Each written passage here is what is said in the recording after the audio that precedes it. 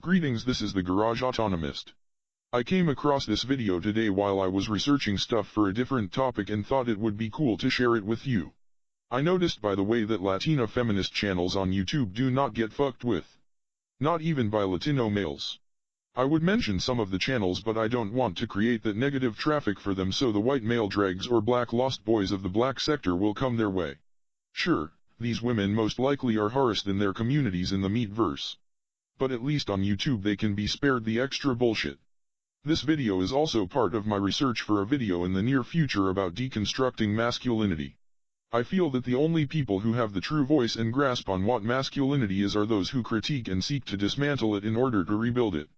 Have a great weekend. This is the Garage Autonomist. So if like a dude or like a person is shitty to someone that they're in a relationship with in a way that's tied to patriarchy or heteropatriarchy, which it frequently is, because like Bell Hooks says, patriarchal masculinity teaches people to, or that their sense of self-worth is directly tied to their capacity to dominate others. So if someone's shitty to someone they're in a relationship in a way that's tied to patriarchal masculinity, that's not just something between those two people, it speaks to a greater problem in society that we have to address, because it directly affects members of our communities, and we're never gonna dismantle the patriarchy or other systems of oppression unless we start addressing how they affect all of our relationships. So do you want me to talk about masculinity?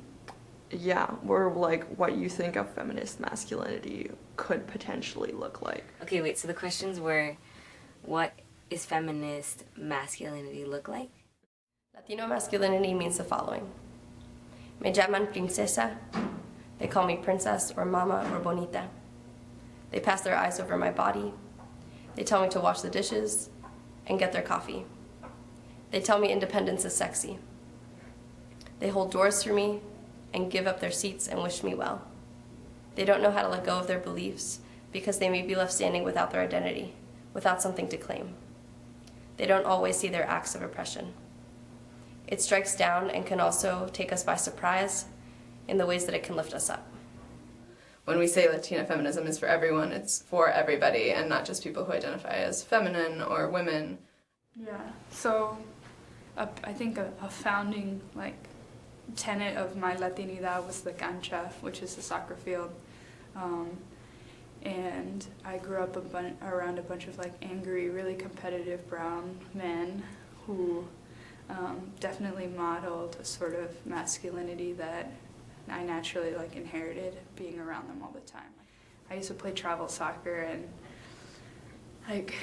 there was this one game, it was in Long Island or something, and I don't know why, but I was just really frustrated with this girl, and the ball wasn't even in play, and I just pushed her to the ground. I was didn't think, I was really ashamed of myself, because I knew that wasn't what I was supposed to do, and all the parents are so angry. But now that I think about moments like that, why I fight so much, why I've gotten into so many fist fights in the last 3 years, and mostly over disrespect of my body as a female assigned body. I just go back to those moments of brown soccer and my dad, and I think about where I picked up that kind of aggression, and not that I always equate masculinity with aggression, but this sort of masculinity that I was around was very much an aggressive brown one. I was thinking about it on the way here, and I was thinking about how the other day you said masculinity is like a drug, and then also because I was in the co-op and we were kind of talking about it, and yeah, it's hard. On the way at first I thought feminist masculinity is almost like an oxymoron, because but then I was thinking well, No, because like masculine and feminine are just kinds of like, I don't know, like why, like I think people usually think about masculinity as if it's like tied to patriarchy, which I don't know if I've ever seen it not being tied to patriarchy, but if it necessarily is inherently, is like a really, like I don't think so. I don't think anything is inherently anything, you know. Then we wouldn't be able to unlearn stuff. We wouldn't be able to transform.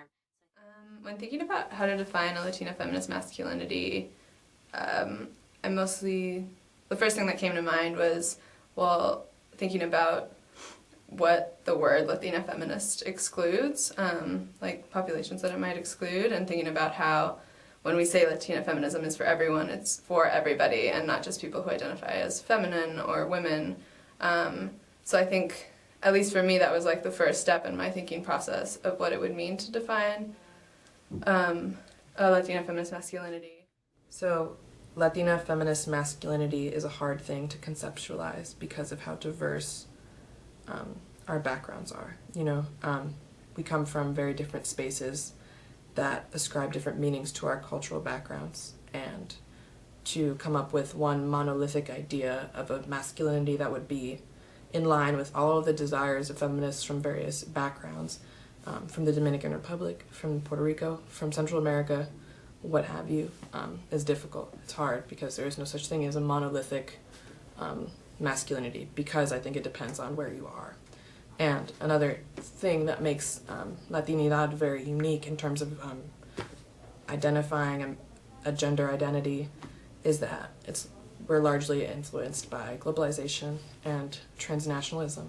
So in places like the Dominican Republic, where my father's from, his gender identity was always like a constant tension between Dominican masculinity, what is inherent to that culture, whatever that may mean, and what Western influence has prescribed upon him.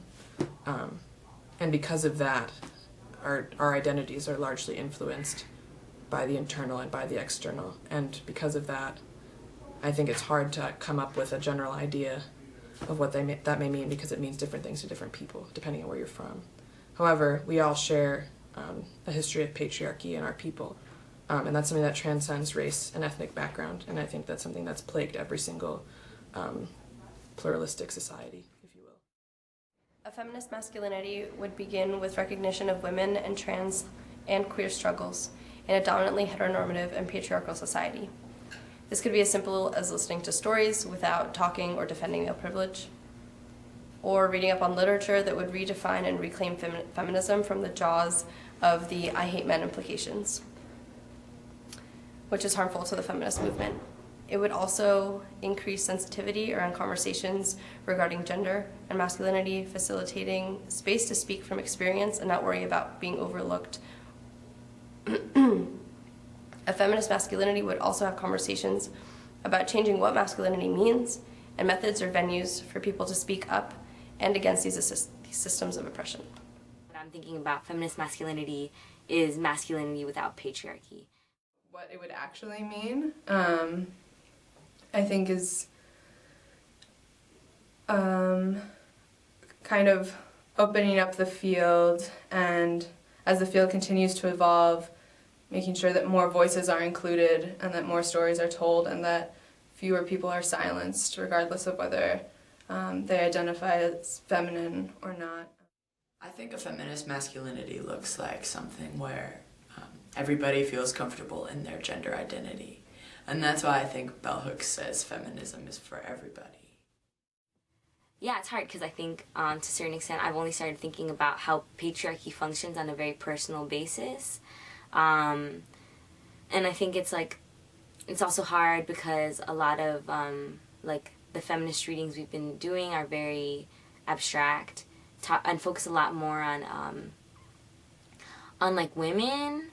And then also, when they do focus on men, look more at activism instead of personal experiences.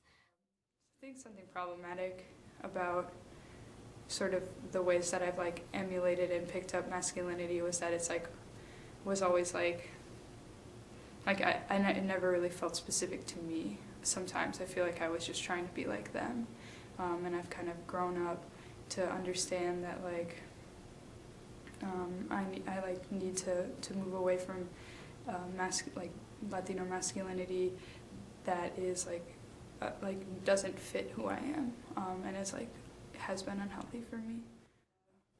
What that really looks like, it looks like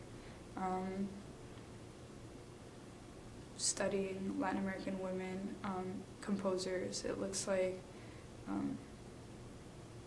appreciating the Latino women in my life for their strength and power. It looks like only fighting when I absolutely have to. And yeah, and I'll also and also embracing queerness. And so like part of growing and like appreciating my masculinity has meant embracing my queerness, which has been pretty empowering, and I think really happy that I'm in that space now. I don't know what else to say.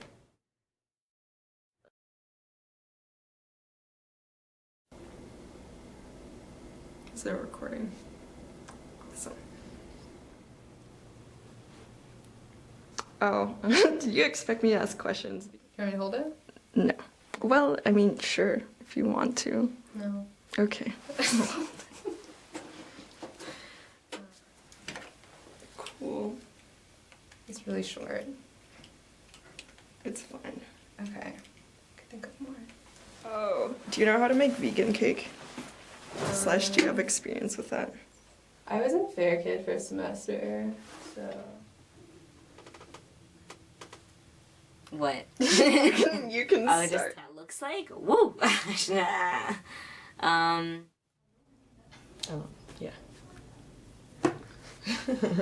That's all I'm gonna say.